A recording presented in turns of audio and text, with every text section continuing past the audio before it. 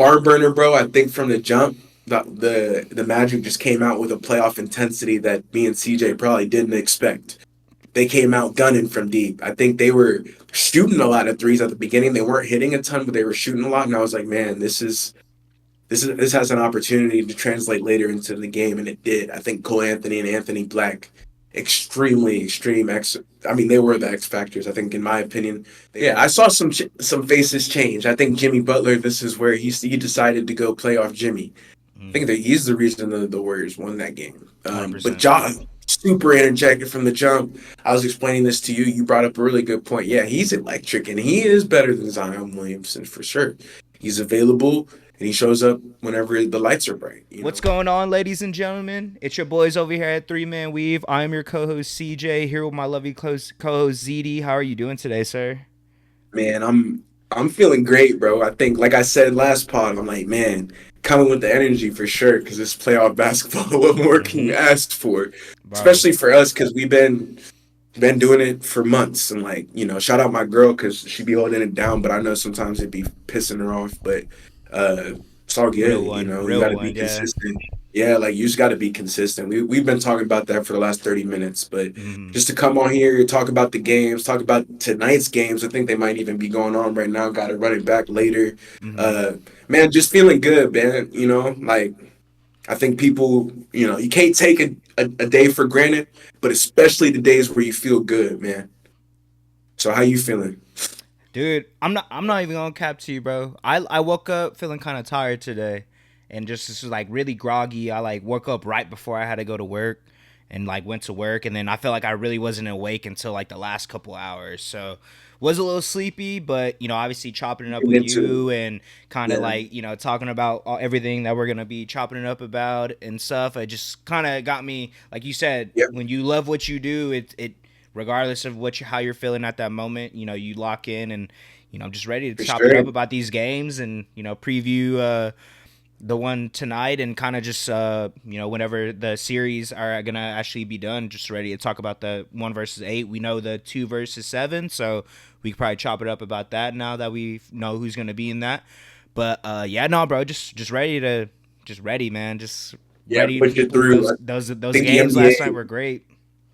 Yeah, yeah, I'm tapped in, bro. I'm here to be your energizer bunny, but yeah, I think the NBA is cool how they just roll these games out, huh? Like, just Yeah, no bro. stop, no breaks. I think I'll get right into it. Yesterday was a good day for basketball. I think, a couple of the extra interviews that happened. I was going to ask you a few questions about Nico Harrison before we get started. You see what he brought up in his extra interview, just talking about how he still believes that defense wins championships and that philosophy, and how McMahon had asked him, people are out for your head. They want you fired. How do you feel about that? And he gave a pretty sly answer, but I was going to see if you saw any of his remarks.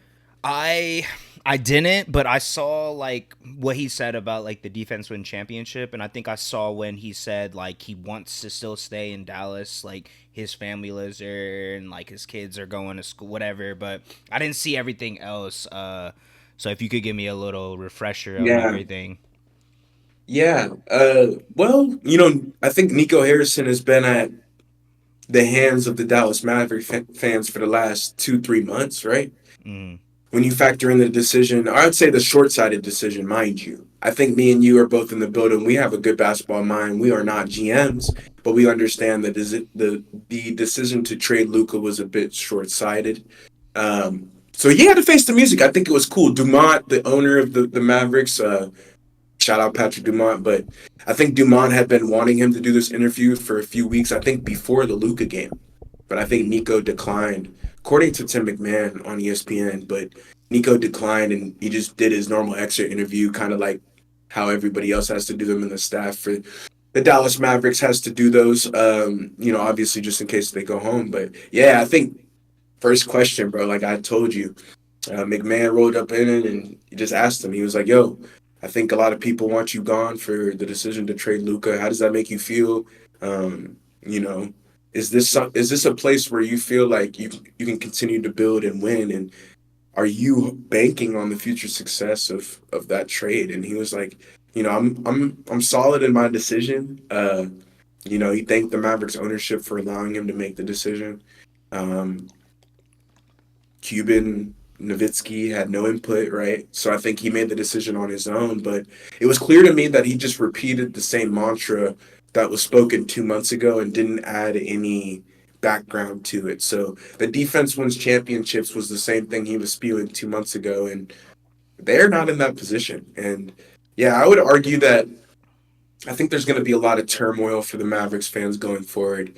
Um, Obviously, they play tonight. I'm praying for them. I hope they win. But I think you're still hoping for the Kings.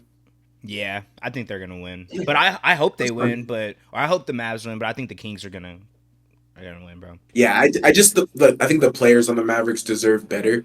Yeah, My standing on it is, yeah, I don't know if Nico Harrison should be fired just yet. I think he deserves to have a full season of the team that he built under his yeah, belt. Mind you, Kyrie Irving went down with the season-ending ACL tear, which is just horrific to hear at his yeah. age. But um, I think he deserves that opportunity to see the team that he's built in, 60, 65 games of what that looks like. And, I know people hate Nico Harrison. If you're a Dallas Mavericks fan, I'm sorry.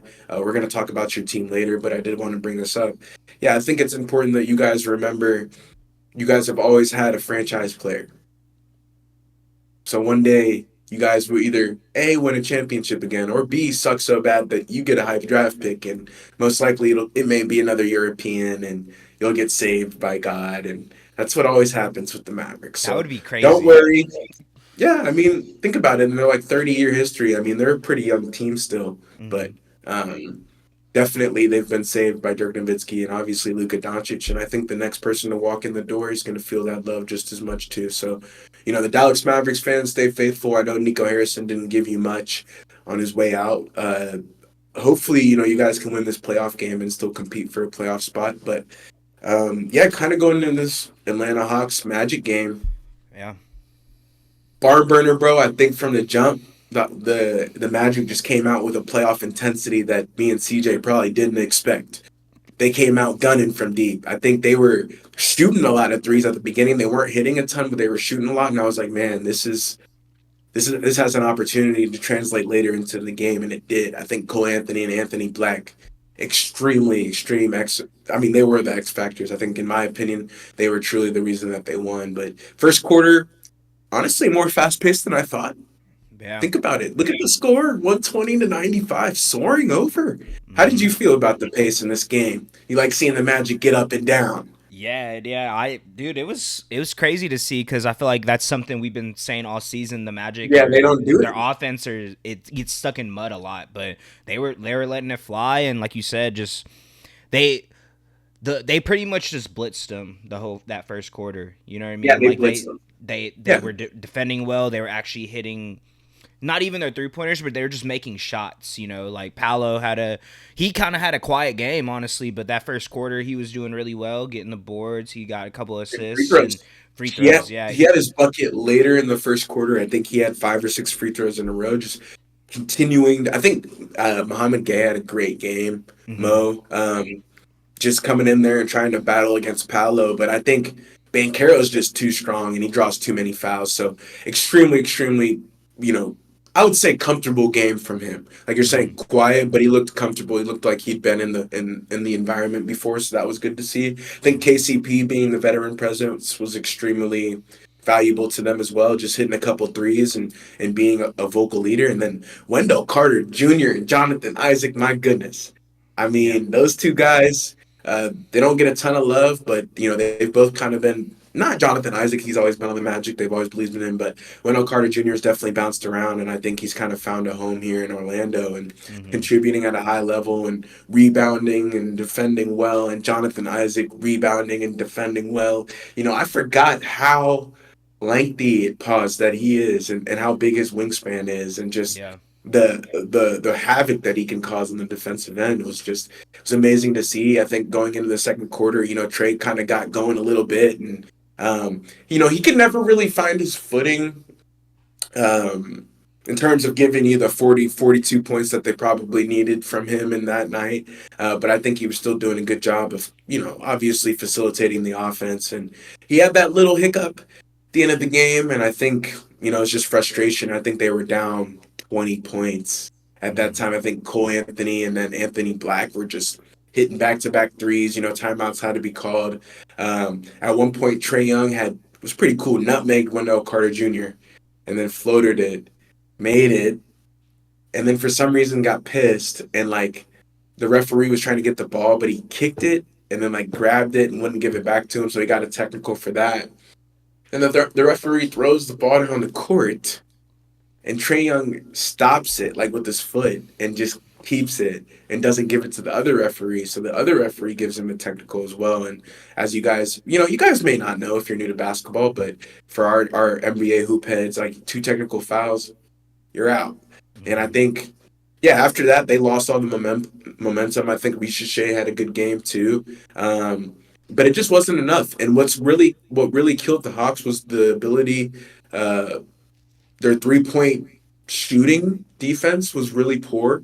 And they just gave up, a ton of inside buckets that honestly, it was just like, that's an effort thing. I don't think they were trying that hard on defense. And it goes to show you when the Magic kind of get hot, I think they can compete with any team in the East. You're even going to probably touch on a little bit later in the podcast, but they're going up against the Celtics now, and if they can shoot threes like they did last night, I think they'll be in a pretty good position. And I think they match up extremely well with, like you were saying, the Boston Celtics forwards, and I think they were just too big for the Hawks. I Mm-hmm. think the Hawks were looking for another offensive punch that they just didn't have. I think if they have Jalen Johnson in there, it might be a different story. But Mm-hmm. I just think the Magic's defense and then their ability to hit threes, timely threes at that, and Cole Anthony and Anthony Black, like I said, just probably the MVPs of the game to me, and really stole the show. And man, they I don't think they've cracked 120 points in 2 months. Maybe I don't know. It's been a long time. I think this is Yeah. the most points they've scored in a little second, but um, I don't know. You can check me on that. Yeah, It's I been a got you. I got while. you. I check. I don't know because their offense has been stuck in so I don't want to like They say just that did they did like a couple games ago against the Pacers, but Pacers really starters like in. was that starters in? Yeah. No, Okay. Well, no. interesting. Yeah, There you go. yeah. Yeah, I some didn't know that good either. So old fashioned bench basketball. But yeah, I'm sure they may have like at the end of the season or something like that. But man, yeah, just their offensive output completely killed the Hawks, and the Hawks looked in disarray defensively. It yeah. wasn't even that they couldn't man up. It was more so in transition. They got lost. There was a couple times where they lost Bankero. There was a play where I think they just fell asleep on an inbound, and it was just a layup. And I think Quinn Snyder called timeout. He's like, "What the is going on? Like what are you guys doing? This is an opportunity that we really." I think that the Hawks were. It looked like they were okay with losing Mm. Yeah, it and did. going up against, if that makes sense. Yeah, I yeah. don't I know if understand that what you're makes any saying. sense, but they were like, we'd rather face the Bulls and just whatever, because I think the Bulls are going to win this next game. But Hmm. um, I don't know, man. I think the Hawks have a lot of growth to do when it comes to playing with high intensity defensive effort. If they can't do that, they're going to really struggle in the playoffs. I think they'll get swept. They may even lose their next game if they can't do that. I don't know if Trey will get fined or they won't suspend him, obviously, but I think he's looking at like $100,000 fine. So um, those are like my quick thoughts. It wasn't an extremely competitive game at the end, so I did turn it off. But I think at the beginning, just the playoff juices is what I was super interested in. I think Karis LeVert had a ton of juice. He was talking mess and going at each other. And it was fun. It was fun. It was like the first playoff game of 2025. So I was excited, man. I couldn't wait to turn it on my TV. So I'm glad the Magic were able to get this W, and they're going up against the Celtics. Do you have any other thoughts to add to that, or No, you I was good? just gonna say what I was because I was able to watch probably like the first half, really, like maybe like bits and pieces of it, and what I noticed really was just Trey Young wasn't really able to like he scored 28, but he was really getting his points from the free throw line, and I feel like when like you said the length of the Magic just pretty much one through five, they're all probably like 6'5" and up, 6'6" and up. So it's hard for Yeah, they someone like needed Trey 40 Young to from Trey. yeah, it's hard to get Trae Young going, especially if he's not hitting his shots and he's not hitting his floaters and stuff. It's hard to get those juices flowing, especially when, like you said, there's Jalen Johnson's out. They had like Clint Capella out. They had a lot of people that could not probably have dropped 20, but could have helped him just facilitate the ball a little bit better and be another offensive weapon for him to kind of create. And I feel like Yeah, when and get more space. yeah, and Yeah. like whenever he was going like one on one, he really wasn't able to do much besides get fouled, and that's kind of what I saw. Like just they are just bigger than them, bro. Like you said, they gave him a lot of problems because anytime you switch, someone is like you're switching on a forward, but that forward could probably keep up with a player like Trey, so it's kind of hard Jonathan for him to Isaac and Paolo, and I think there was a couple Franz. possessions too. Shot clock turnovers. You know, Mm-hmm. stuff where Trey couldn't even get into the pick and roll and get a shot up. Mm-hmm. They're Yeah. just smothering. So Jeff Van Gundy or Stan Van Gundy, excuse me, Stan on the call, awesome announcer, just continuously brought up, yeah, that he's like the Magic smothering defense is just rendering Trey Young useless. Like so it's just yeah, it was. If you watched it, you got a defensive masterpiece, and then the offensive masterpiece from the Magic. Surprisingly. Surprising. Very. They That's shot. all I can say. They didn't even shoot that well from the three, but I know that they're one of the worst. I think they're the worst 3-point shooting team in the league, and they made 11. So they were the Hawks were only 4 for 21. So you're not gonna win There you games like go. That that. Yeah, discrepancy is yeah. You're not gonna win games. yeah. So, but yeah, that's really all. Like I said, I wasn't able to like sit in and lock in, but like you said, even if I was, I probably would have ended up turning off towards the latter of the game, especially after Trey got ejected and stuff, because I feel like that's really all they had at that point. So Yeah, Paolo like had a. I think Franz has to improve his shot. Looked really bad, but yeah, his yeah, jumper not is a little funky to me. broken. I was gonna bring that You know up what I too. mean? It's Like broken. it's like very like a The hitch, I first guess. year or two that he had, the first year I think he shot like 35%, but Hmm. since then it's just been Maybe the I don't know. shoulder has something to do with it, but I don't know. Is Cause this we could is this on Shot Creator? yeah, let me check. I got you. Probably so bad. It might be like 28%, you guys, but I don't want to pull that percentage out of my butt. But yeah, Franz is just his jump shot looks like it needs mechanical fixing. Uh, 30%, 29.5. Oh goodness, yeah, So yeah. pretty It's bad. red though, right? It's It's red. red. Yeah, it's red. Yeah, yeah. Dark red maybe. Mm-hmm. Yeah, that's not good. 24 percentile.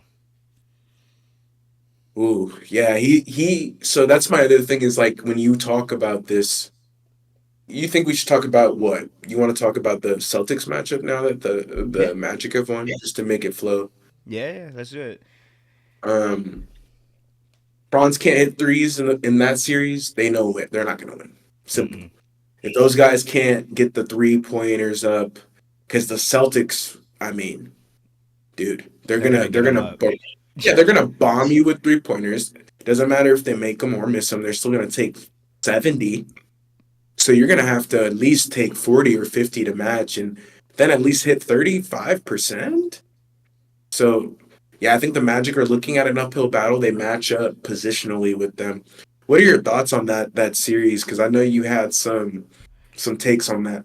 Yeah, yeah. I just, I was telling you before we started recording. I think they, like you said, they match up very well with them in the forward position with Paolo and Franz and Tatum and Brown.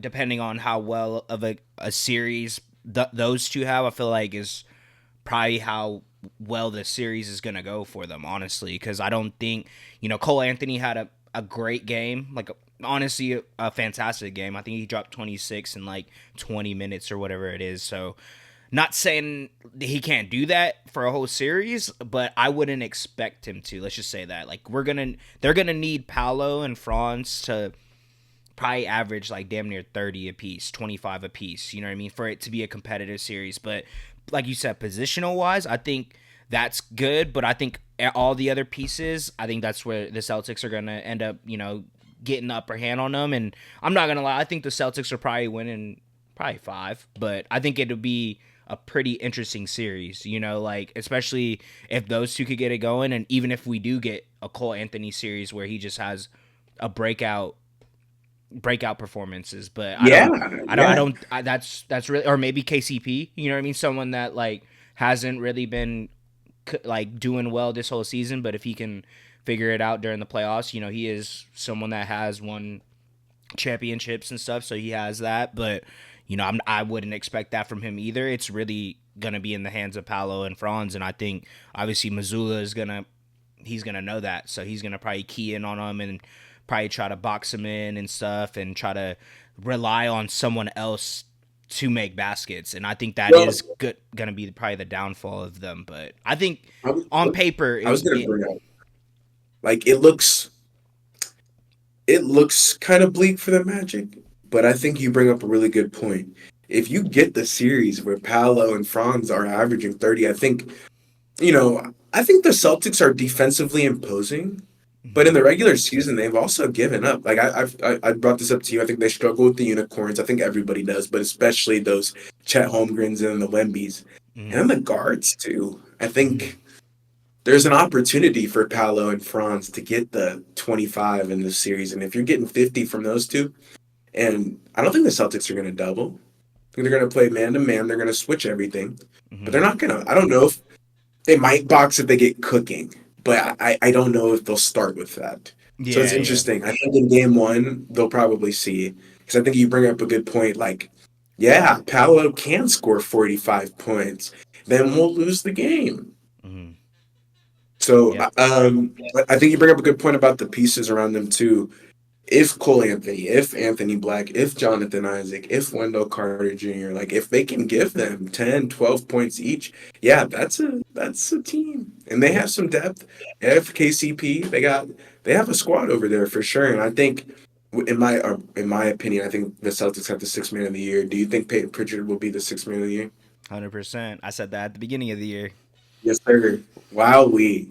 But yeah, you did for sure. It's on the record. But the Celtics have a ton of depth as well. Mhm. So I think that battle where we were talking about star power and depth, these two teams, the reason why they're a good matchup is they have both a bit.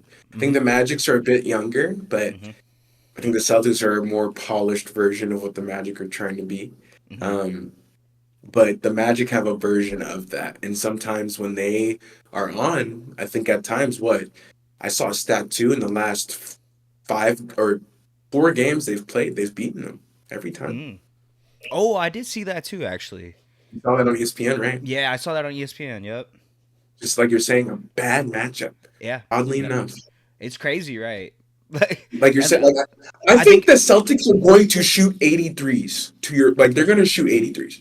yeah, yeah, 100%. And I feel like that's gonna be what determines. It's gonna like It may kill them. how are the Magic gonna play? Because if you play like that, they're probably gonna lose a series. But you're gonna have to if they're making 40% of those 80, Yes, 70. So it's gonna be tough for they're them, especially if they're not having that consistent 3-point shot. So it's like if you play to their play style, it's gonna be their downfall. I think that's kind of why I I think. just wonder though, bro, like what are the Celtics gonna do when they go ice cold from three?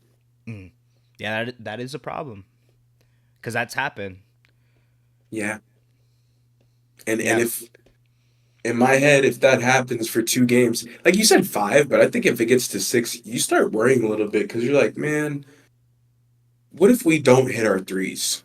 Mm, You're yeah. gonna get the free throws. Like I still think Tatum will go over. You can still take the overs. They're gonna be playing 40 minutes, but Hmm.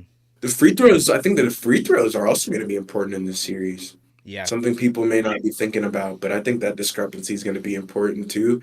Tatum and Brown do a lovely job of getting to the line, and same with Paolo and Franz. So we'll have to see. Um, yeah, I think the Celtics are better positioned to take this series, but I think the Magic are riding high from their momentum, and I think you bring up a really good point with Cole Anthony. I think he looks really good. The Celtics, I know, aren't going to be doubling him. Mm-mm. So to your point, if he can have a good game, if he can give you 20, 25, yeah, you're looking at a 6 game series for sure. Hmm. No, yeah, So yeah, bro. It's kind of crazy because like they've had all these injuries, and we were talking about it earlier, and they still ended up getting that 7th seed. So shout out to Magic, bro, because I've been really high on them. I think I said they'd be a top 3 seed this season. Obviously, I didn't know injuries and stuff, but the fact that they're able still to be in playoff contention this whole year, it just kind of goes to show like the depth of their team. So they definitely have that. And like I said, it's gonna be a good one. Like I think it's gonna be a lot better series than what people are probably thinking. For sure. And I think if Jalen Suggs was playing, it would be different Oh. too. Mm-hmm. So I think the Celtics fans should be a bit nervous because that's like a bad matchup. Man, that's Very. like the worst That's matchup probably for the them. Like, worst matchup they could probably could have got. Honestly, yeah, that's because frustrating as hell. I think if I the don't think Hawks I would have know. won, I think they could probably sweep them. To be honest. Yeah, yeah, no, for sure. Their size, Yeah. they Just bomb yeah. threes. They don't have the defensive ability, but the Magic care about Ha- defense, and yeah. One if of the they better. hit threes, they Yeah. hit threes. So if the Magic can match you, that's a problem. That's really interesting. I didn't really see that, but now as we talk about it, I'm starting to see where they want to go.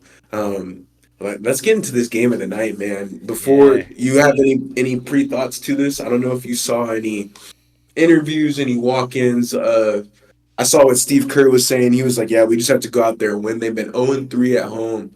Last 3 home games they've dropped. And he Mm. said, like, this one we can't go out there and lose. So he's playing all of his guys.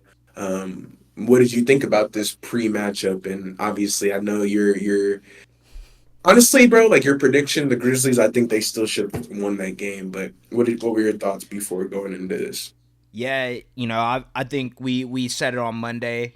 I was going with the Grizz as well. You kind of convinced me, but I had a good feeling about them anyways. But just kind of that, bro. I kind of expected Jaw. Obviously, didn't expect him to get that injury that he did. Obviously, he came back in and whatnot, but I thought he was gonna have a crazy game. I didn't expect Desmond Bain to do what he did, but you know, kind of expected Triple J to do a little bit more.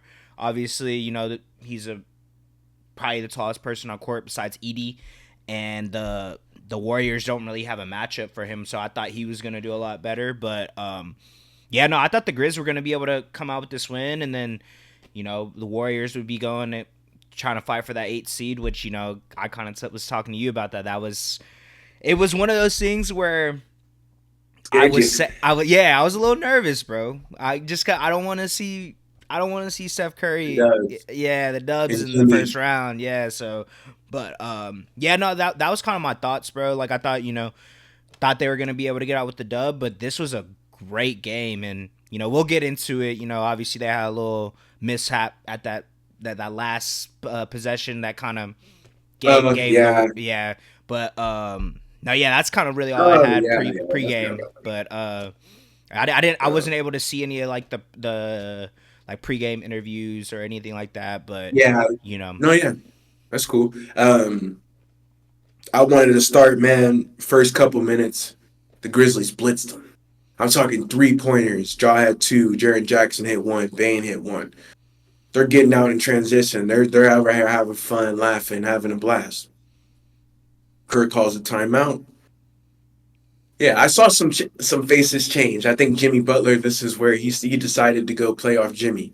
I think that he's the reason the Warriors won that game. But 100%. Ja, super energetic from the jump. I was explaining this to you. You brought up a really good point. Yeah, he's electric, and he is better than Zion Williamson for sure. He's available, and he shows up whenever the lights are bright, And I think it was another dazzling display from him. I think from the get go, he looked like he was trying to do some damage, and he was laughing in Moses Moody's face, just having a blast. And honestly, man, it made me believe in the Grizzlies even more. I was like, man, Edie's gonna be eating on the glass, bro. I'm Something switched in that first quarter. Curry, started moving without the ball. I think I was gonna bring that up to you too. His conditioning, second to none, man. He can run like Against the this is Celtics, you, bro. and he'll take you everywhere. He doesn't need the ball. He'll run all the way and then hit a three in your face. But yeah, first quarter, I remember he had this back cut. Draymond Green found him. Bam. It started the run, man. Started the run. Quentin Post comes in, hits a three, right? So I'm talking just the Warriors at home or something else. I think they had dropped those 3 games, but like I said, whenever you see that sea of yellow, it gets kind of scary, you know. And Mm-hmm. I think the Dubs, especially at Oracle, they've had a championship culture there for the last decade, and it was no slight to that last night. I think they played at an extremely high level, and I think Jimmy Butler was the catalyst to what got everybody going. Again, free throws, he was doing it all night, and that's something that I think has extremely helped the Warriors. Because if you don't remember, they were like almost last in the league in free throw rate and free throw attempts in the first half of the season, and that's been changed because they got Jimmy Butler. He's going to add 8, 9 free throws to your team total every night, and I think he was just going in the paint, drawing fouls, getting to the line, scoring in the mid range. He hit a three. I think he hit like two threes. I think Mm-hmm. maybe one, two threes. Two. Yep. And yeah, I remember in the first, bro, they left him wide open, party to see. I said, Jimmy Butler's not that type of dude in the No. playoffs. Like, if you part the sea, he's going to shoot. So I think there was some defensive matchup issues that the Grizzlies weren't taking into account, kind of the gravity that Jimmy Butler and Curry are going to be able to allow guys like Gary Payton and Quentin Post and other guys to get more space to where they get their own buckets. And then, you're looking at a 20-point deficit. I think when Jaw threw it off the backboard and then laid it up, I think that was kind of a moment in the game, pretty cool too. But whenever he exited it, I think again it was just an avalanche of what the Warriors have done all season. Move the ball. I said this to you on another podcast, but they play an extremely distinct way. So the way that they play their brand of basketball is more of college style. It doesn't really matter who gets the ball. They don't have a prime initiator. I would say sometimes it's Steph, sometimes it's Jimmy, sometimes it's Draymond, Draymond. sometimes it's Pods or whoever. And they get it at the top of the key, they initiate the offense, and they go. They can Mm-hmm. create opportunities out of that. Steph Curry had an extremely cool 4-point play and back-to-back three-pointers, and he was just getting the crowd super energized. I think Kevon Looney, his ability to set screens cannot be understated. It will not show up in the stat sheet, but that guy can set a great screen. And Mm-hmm. yeah, the Warriors got open shots all night. Uh, the Grizzlies fought back at the end, though. I think it was a close game all the Mm-hmm. way up until the end. Desmond Bain putting on a show, showing you guys repping from TCU. I think he's been overlooked his entire career, but me and CJ know. But if you're new to basketball, you may not know who that is. But if you know basketball, you know he's a killer. Continuously dialed in from deep. I think that's really what allows him to open up his game and get to the line and get those layups in transition and stuff like that. But well, yeah, when you get a 30-point, 30-piece nugget from Desmond Bain, you need to win the game. I was going to Mm-hmm. say that too. I had that in my notes because that guy, whenever he's going off, and I think Jaw finished with 22. So without the injury, this might have been a different game. You might be able to touch on that kind of last possession, but they only ended up losing by 5 points. And so it was a close competitive game. I think it was 121, 116. Mm-hmm. So just an ultimate battle. I think it was the game of the night. We talked about it. You guys know we gonna do y'all right. We always gonna send y'all down the right path. So if you had to choose one of the two games, we told you guys this was the game of the night, and I think it summed up how the playoffs are going to be highly competitive, super high intensity, just going up and down. I think the pace that they played at was extremely high level as well. It also shows in the score soaring over again. I think the playoff overs are gonna I think that's an interesting look. Usually Mm-hmm. people be going under, but that's in the finals. But these guys look like they have a ton of energy and they've been waiting all year, just like me and CJ have to play. So I think you get in playoff Jimmy in the exit interview or the interview after the game. He mentioned he feels like a Robin. That's really cool. I don't think Jimmy Butler's ever felt that way. He's probably always felt like an alpha, but he truly has somebody who's better than him. And I think Mm-hmm. that's cool that he acknowledges that and sees the gravity that Steph Curry has on the game and understands that if I put up 30 points and he puts up 30 points, we're going to win a lot of games. And I think you're seeing the fruits of Mike Dunleavy's labor, man. And whenever we're talking about the conversations he's having in the dark with his organization, I even doubted kind of what Jimmy brought to the table in terms of his demeanor and his not his work ethic, but the locker room morale. And I've been extremely mistaken. He's doing an extremely good job slapping guys on the butt, pause, and being a good teammate and calling guys out when they're wrong and making sure he's in the right spot. And I think that goes to show you the type of leader that he wants to be, the type of guy that he's trying to be remembered as. And that showed up yesterday on the court, man. Like you said, Scottie Pippen Jr., Zach Edey. It was unfortunate not to see Jalen Wells out there in his first game. Desmond Bain, John Moran, Jen Jackson Jr. Whenever you're going up against a roster of those five guys, you got to show up, bro. You got to show Mm-hmm. up. And I think Quentin Post, Draymond, Gary Payton the second, extremely great defense, but also the offensive lift he gave them a little bit. Yeah, yeah. I'm happy for the Warriors. I didn't see this coming to fruition for them. I thought the Grizzlies would steal this win from them. Just the way that they've been playing seemed like they were hungry for it, and they weren't able to pull it off. And that's okay. Shout out to the Dubs, but yeah, I think they're always a threat in the playoffs. The Grizzlies are now in a tough position, right? Mm-hmm. They're going to have to go up against either the Kings or the Mavericks, and so we'll see. But I think the Warriors now face the Houston Rockets. So, what are your thoughts on that, man? Obviously, a Thompson twin. They got the Terra twins over there, and then Dylan Brooks and Draymond Green going to be jawing back and forth. Jalen Green, Alperen Şengün. What's the deal? You got the red on, the Rockets red today. Shout out ATD. We appreciate it, man, Of for course, sure. bro, always. And I'm actually wearing a Houston shirt too. It's crazy, but Oh, that's crazy. I didn't even notice that. um, dude, honestly, bro, I when it first happened, I saw Warriors win. I think obviously Zach sitting next to me. I'm like, damn, bro. I'm not gonna lie. I think the Dubs are gonna win. But the more that I've sat on it and thought about it, bro, I think this is gonna be a really good series. And Seven game, right? I think it's gonna be a 7 game series. And you know, the thing that I'm really questioning about the Rockets is just who's gonna be that guy. You know what I mean? I don't. We know Sengun is great. We know Jalen Green is great. We know Asar Thompson is one of the best defenders in this league, probably all defensive team. We know Dylan Brooks is a pest. We know all these things, right? It's just who is going to step up and be that guy. And I feel like that's been my question for them this whole season. And I mean, they're a great team. Their record shows it. They're the second team in the West. But I think when you have playoff Jimmy, you have Steph Curry, you have Draymond Green, it's gonna be a great series, bro. I don't want to be wishy washy, so I'm just gonna say it. I think it's gonna be Dubs in 7.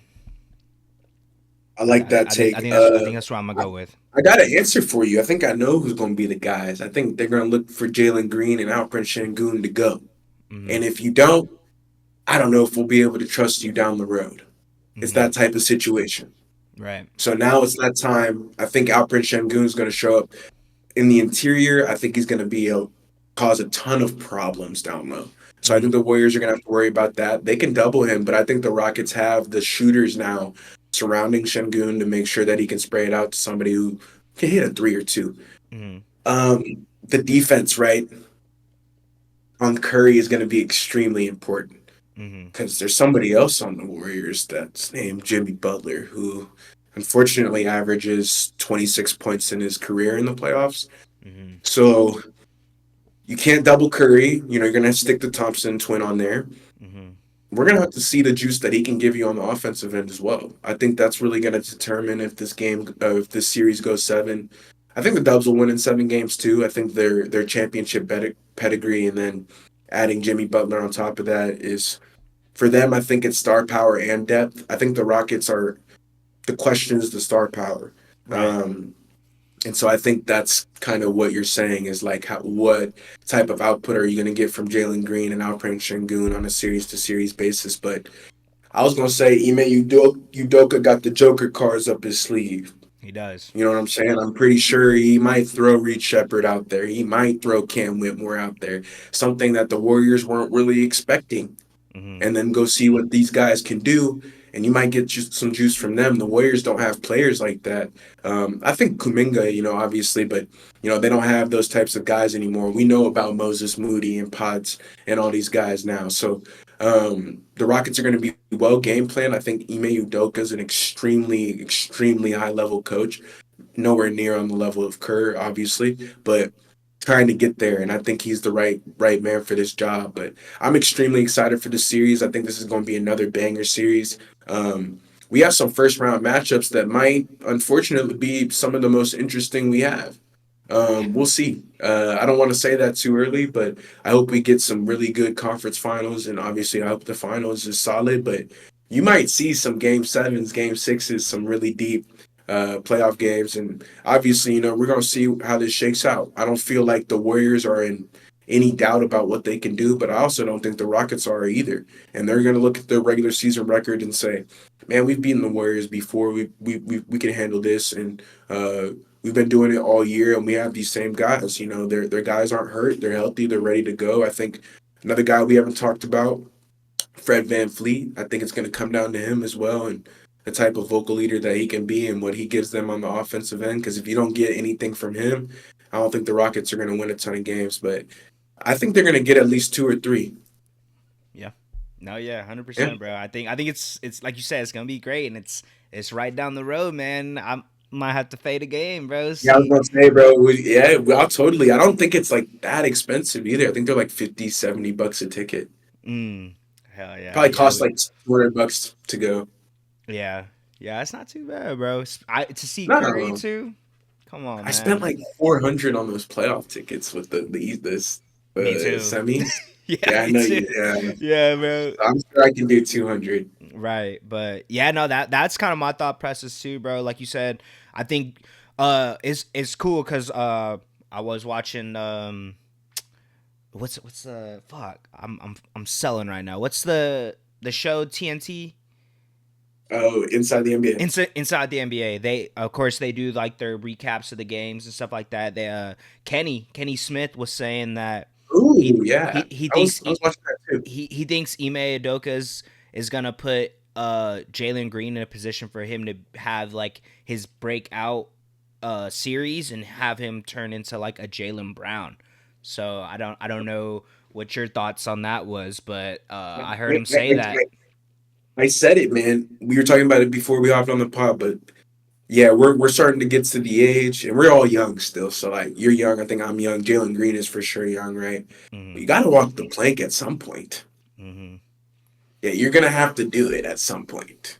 Like Hmm. you can look around, you can look left and right, and look for somebody else to do it, but it's him. Yeah, it's on his shoulders. I think he has been doing it since he was in high school. I think he has the ability, and he's gonna get the shots. And I know that front office believes in him, so I could totally see that. I think for me, it's just the defensive effort, but once he can buy in fully to the defensive end, I think you're going to see him blossom. So I'm extremely excited to watch him in this series, and I think the matchup versus Curry and the Thompson twin is going to be just insane. And yeah, bro, I don't know. I feel like they're Asar and Amen were made in a lab, bro. Like it's kind of crazy, but it's just cool. It's cool because I know the Rockets are extremely excited for their future, Hmm. Yeah. and the Warriors want it now. But I know Mm. the Rockets, they have their sights set on a couple things. So hopefully guys can show up for sure. But man, you want to go into these playing games that are occurring tonight, sir? Yeah, man. Let's get into it. All right. I don't want you to spoil it for the audience. I'm sure they're playing right now, Yeah, but they are. it is the Bulls and Heat. So kind of obviously you spoke about this literally 2 days ago, but Hmm. I think it comes down to Hero and Giddy. I think this is about star power in this one. If you get Kobe White and Josh Giddey giving you, I think Josh Giddey's averaging a triple double against the Heat this season. Hmm. So yeah, if you get Josh Giddey masterpiece with Kobe White, I think the Heat are out of there. Bulls were favored by 1.5 points. We told you guys our prediction a few days ago, but what are your thoughts on kind of the Heat season and how they've kind of spiraled and sputtered into kind of reminds me like the track, whenever you finish strong, they're like pulling up a little bit. So Yeah. what's the deal with them man in their front office? Yeah, man. It's been ever since that Jimmy trade. Their Oh, season really kind of went down, but fact they were able to still get in this play in, I think that's they're comfortable being there. It sucks to say, shout out to Los. I know he's a Heat fan, but it seems like that's not what they're going for. They want to get a higher seed, but like it's where they've been at for really the probably since the play-in has really started, besides a couple of seasons, here and there. But it seems like that's they don't mind being in that type of situation, and that's something that prior to us doing the predictions for it, I thought about, but I just was thinking of the way that the Bulls have been playing these past really couple months and the way that they've been looking, and it seemed like that they were going to take it, but that it's hard to count out the Heat, especially when you have Eric Spoelstra. I think he's one of the greatest coaches I've really seen, and since I've been Oh, keeping no, up with oh basketball. yeah, hands down, hands and down. and I feel like when you have the player of the caliber that Tyler Hero is, and you have Andrew Man, Wiggins there, yeah, you have Khalil Ware who's been having a fantastic rookie season, and Bam is he I feel like Bam has been the one that has kind of been a little right. inconsistent all season. Yeah, like he'll have his moments where he drops 20 and 15, and then the next game he'll drop like 15 points. Weird So because he had yeah, an awesome Olympics, man, he this did. past summer. Man. He had a really good It was, Olympics. That's why it was. I think that's why his dude, season has been a little disappointing in my eyes. I'm not the Heat fan. I can't tell you that, but just from an outsider looking in, that's kind of no, for sure. the season that I thought he had. We kind of thought he was gonna take an offensive leap this season, especially All kind of NBA type shit. right. So, but yeah, no, None of that. it's crazy to see. The fact trading Jimmy kind of I think said a lot to me, kind of what they were wanting to do with their future.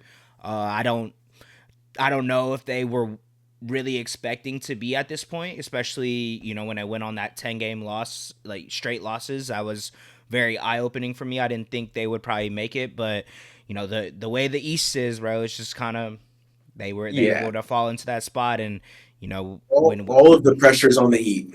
right, yeah, I think so too, because it's you traded away someone that is doing really well for the other team right now, and it obviously the way that they parted ways, and we don't know everything that was going on behind closed doors, but I think that was just kind of in their best interest to do that and kind of just focus on the future. You see what Tyler Harrow has been this season, an all-star, and potentially their franchise players, so it kind of put them in a position where kind of like what the not really what the Rockets are at success wise, but kind of where the Rockets are at, projecting and what they can be. Like what else do we need to get to where we want to be, type of deal. And that's kind of what I thought about the Heat this whole season. I thought they would be a lot better, but just didn't end up working out, and they ended up getting this 10th seed. But hey, man, that's all they need. I mean, they've proven to us that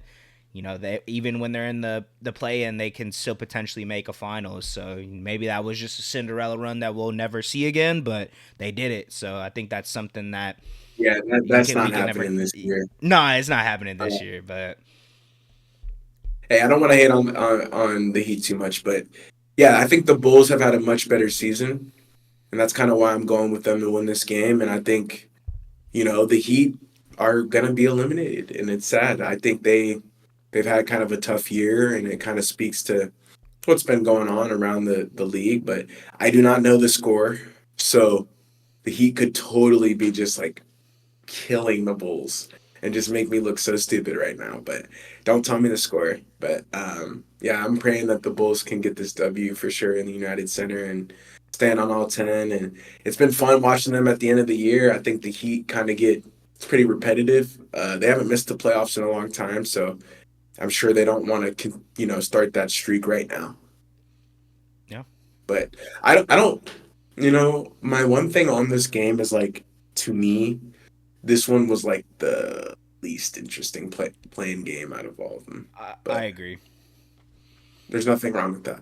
Yeah. I was about to say yeah. There's not much, and it just kind of sucks just the way the East is looking too. It's like Oh man. regardless of who wins this and who gets that eighth, I think it's gonna be a short series. Let's just say Right. Yeah. that. And So I don't know. I think I was gonna ask you, are the so who do you think is gonna face the South or sorry, the Cavs? out of whoever wins this game and the Hawks, and then Out of those three, yeah. I think the Hawks are, bro. I'm not gonna Me lie, too. but I don't think that would be a really good series. Okay, what about the Grizzlies versus the Kings or the Mavericks, who we're about to talk about next? Ooh. I think the Grizz, bro. And I think that's going to be a good series. Wow. So you think the Grizzlies versus the Thunder, Yeah. and you think y'all are straight? I think we're straight. I think it's going to be a good like I think we could win in 5, but I think it's going to be a good series if that makes sense. All Like right, close sir. Well, close man, close games. yeah, I think so. You brought this up a few days ago. You're going with the Kings in this one. Mhm. Um, why are you choosing them? What makes you feel like they can get it done? Obviously, they got DeMar DeRozan and Levine. You just think it's their experience, their star power. Yeah, I think that and Yeah, Sabonis. I just don't think the Mavs have enough firepower to be able to keep up with that. I can be completely wrong though, and we'll figure that out later tonight. But I just Najee don't. Marshall, right on a burner. Unless Yeah, like Najee PJ Washington does what he does on against a the Thunder, burner, yeah. on a burner, like What for 30.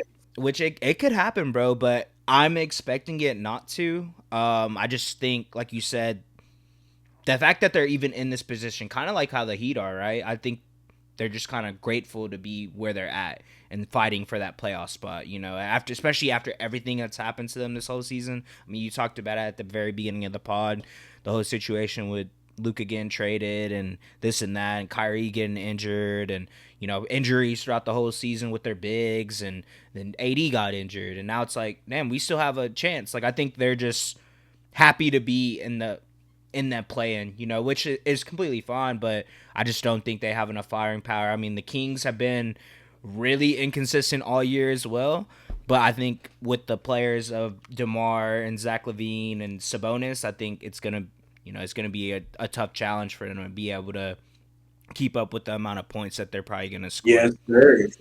Yeah, I'm excited to do the betting segment later too, because I'm gonna put you on the spot and see who you rock with. But super, yeah, their offense is very potent, and the Mavericks is very weak at this moment. I don't think Levine, DeMar DeRozan, and Sabonis are the best trio ever, but it's a trio, and it's a 60-point trio. Hmm. So I think the Mavericks are really gonna have to deal with that. We'll see how they are able to lock down defensively. It's something that Nico Harrison prides their effort on. I guess that he stood on business and said that's going to win them a championship. But I think they do need a bit more offense when it comes to just interior scoring, but also like I just think they need a guard. And Kyrie Irving not being there, it's it's tough because I think if Kyrie is in this game, man, they might even be favored. He might even swing the spread 4 points, Oh, 100%. and so yeah, just not having Kyrie there as just a not even a backup option to AD, kind of like a 1B, 1A type of thing. Um, it's really going to hurt them, and I feel like the Kings are definitely going to punish them on the interior. I think Sabonis is going to have a really good game. They've also been having a pretty consistent season. It's not like they've been playing great, but they've been playing with the same guys.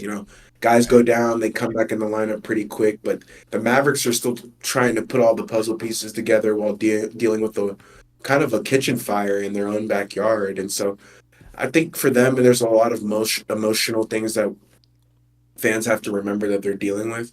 I think that's going to kind of impact them on the court as well. But if you get a banger game out of Najee Marshall or PJ Washington or Dante Exum or somebody we're not expecting, I think that's why the plan is so appealing this year. Is like it is a March Madness style type game.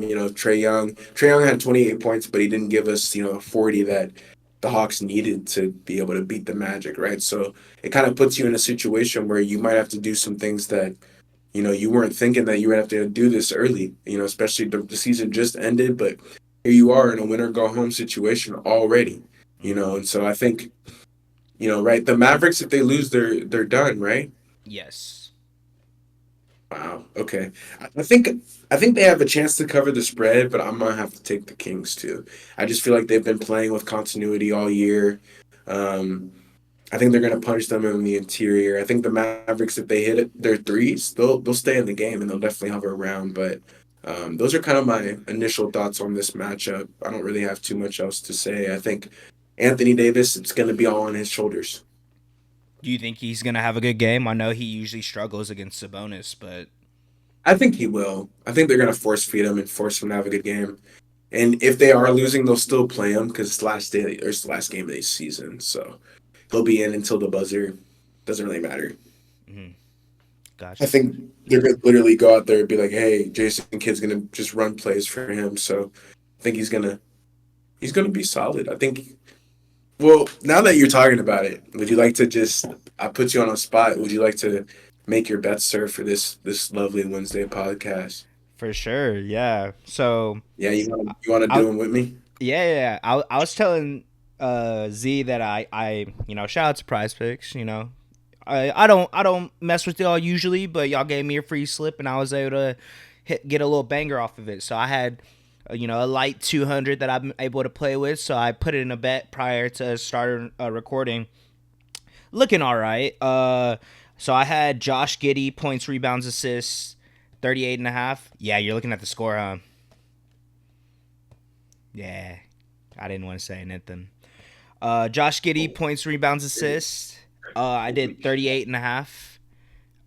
It's looking all right. He's at 17 in the second That's quarter, solid. and then I did Sabonis points, rebounds, assists, 39.5.